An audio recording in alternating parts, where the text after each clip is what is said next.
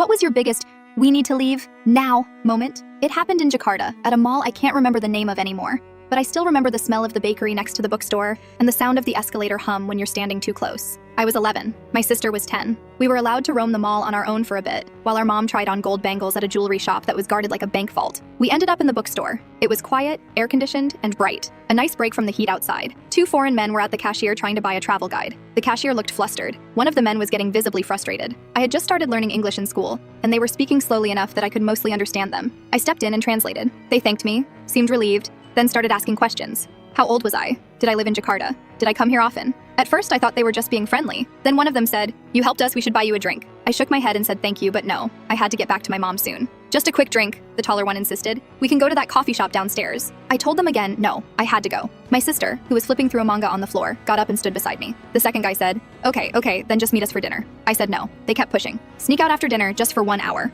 You're old enough to sneak out, right?" That was the first time the fear crept in, the way they looked at each other before one of them smiled too wide. My sister grabbed my hand, and that's when a staff member from the bookstore walked over. She had probably been watching from a distance. She spoke to the men in Bahasa, her tone sharp, and they didn't like that. One of them clicked his tongue and looked annoyed. The other muttered something under his breath. The staff member looked at us and nodded. We bolted. We didn't even say anything, just ran. They were distracted, and we didn't want to wait for them to recover. We ducked down an escalator, then into a crowd by the food court. Our hearts were thumping, but we started to laugh a little. It felt dramatic, like we were in a spy movie. I remember telling my sister, maybe they were just weird. Just to be sure, we made a random turn into a lingerie store, one of those hyper-feminine boutiques with mannequins in satin bras and lace robes. No reason for two grown men to follow us in there, right? But they did. We saw them enter just a few seconds after us, looking around like they were trying to play it casual. I think the shorter one even picked up a red bra like he was shopping. That's when the adrenaline really hit. We dropped whatever we were pretending to look at and ran. We ran full speed through the mall, cutting through a kid's clothing store, dodging a family with strollers, and nearly knocking over a display of water bottles. We didn't stop until we were at the jewelry store, panting and crying.